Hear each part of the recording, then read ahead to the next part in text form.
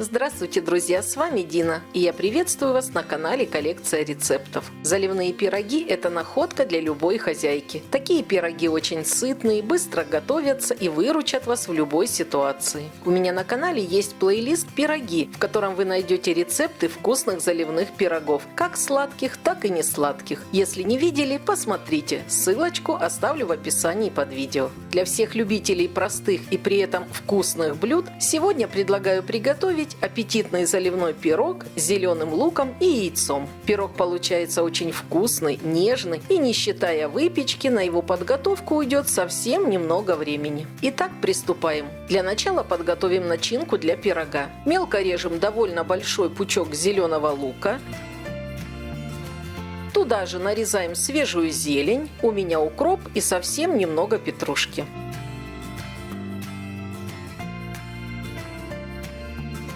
Предварительно отваренные яйца очищаем и измельчаем. Сделать это можно разными способами. Потереть на крупной терке или, как в моем случае, нарезать мелким кубиком.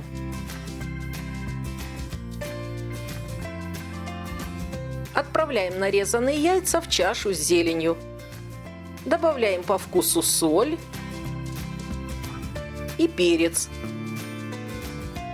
а также 1 столовую ложку сметаны, растопленного сливочного или растительного масла. Начинку хорошо перемешиваем и пока отставляем в сторону. А сейчас займемся тестом. Готовится оно очень легко и быстро. В чашу, в которой будем его замешивать, выбиваем 4 яйца и 1 белок, а желток вместе с 1 ложкой сметаны отложим для смазывания пирога. Высыпаем соль, добавляем сметану и выливаем кефир. Все хорошо смешиваем. Мне удобнее это сделать венчиком.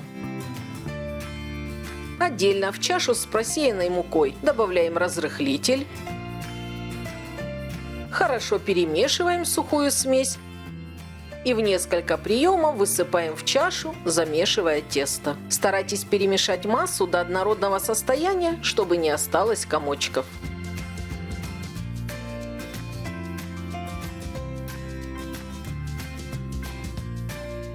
Вот такое однородное, довольно жидкое тесто у нас получилось. По консистенции оно напоминает тесто для приготовления оладьев.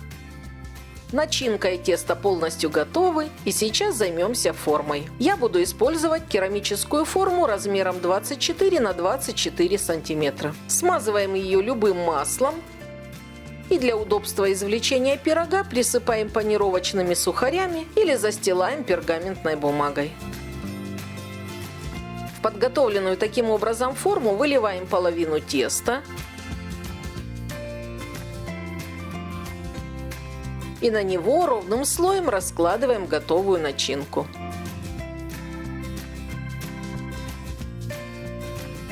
Сверху выливаем оставшееся тесто и равномерно его распределяем поверх начинки.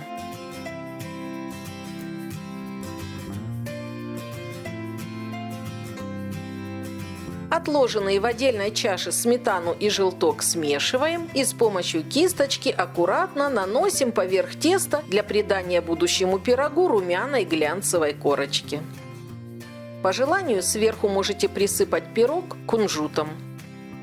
Отправляем его в заранее разогретую до 180 градусов духовку и выпекаем до готовности. Время выпекания зависит от размера формы, толщины пирога и возможностей вашей духовки. При выпекании заливных пирогов существует одна особенность. Внешне готовый пирог внутри может оставаться сырым. Учитывайте это. В любом случае готовность пирога проверяйте с помощью деревянной шпажки. Я выпекала пирог на режиме вверх плюс низ в течение часа и после проверки на шпажку допекала еще 10 минут. Вот теперь мой пирог готов. Достаем его из духовки. Даем пирогу немного остыть, нарезаем его и можно всех звать к столу. Пирог хорошо пропекся, мягкий, нежный, очень вкусный и ароматный. Рекомендую приготовить и попробовать. Желаю всем приятного аппетита!